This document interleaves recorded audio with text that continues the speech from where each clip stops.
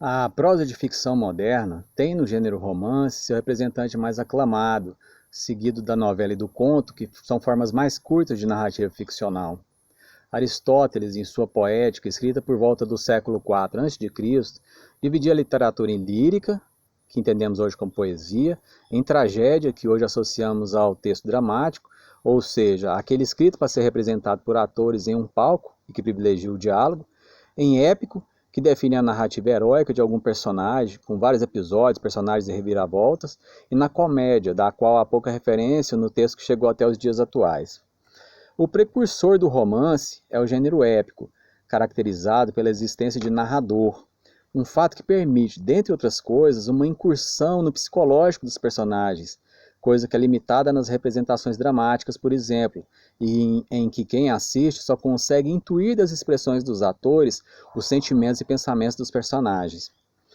A evolução da impressão mecânica permitiu uma popularização da leitura de romance, que inicialmente muito se valeu da forma de folhetins, que eram capítulos publicados periodicamente nos jornais.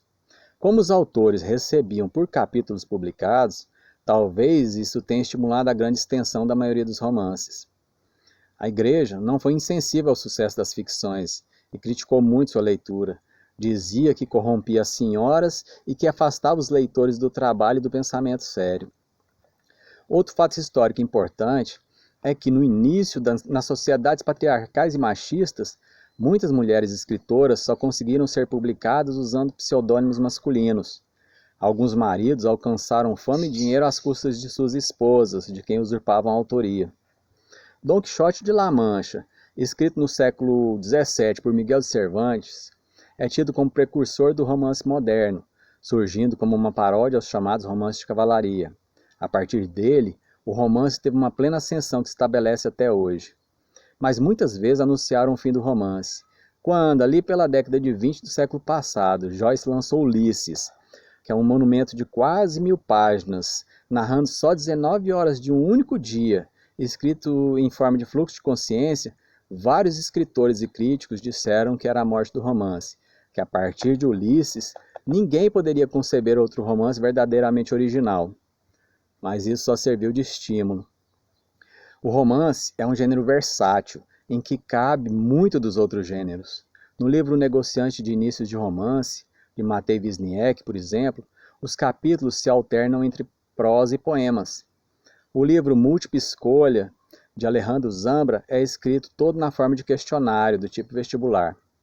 Até a catarse, comum na tragédia, através da provocação de compaixão ou terror, é buscada por muitos autores atuais que tentam provocar um efeito emocional no leitor que reverbere nele para além do momento da leitura. Na Segunda Guerra Mundial, o romance, mais do que outros gêneros, revolucionou o mercado editorial, com uma mudança que popularizou muito o acesso à literatura.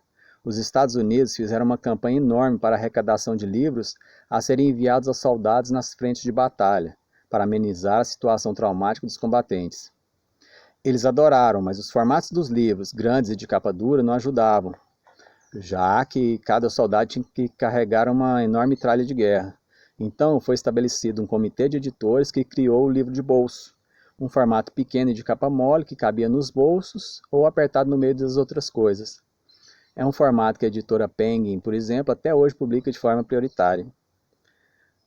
Os romances se reinventa e inventa meios. É o caso das fanfics, também dos livros coescritos, das graphic novels, etc. E ao que tudo indica, é um gênero que ainda terá vida bem longa.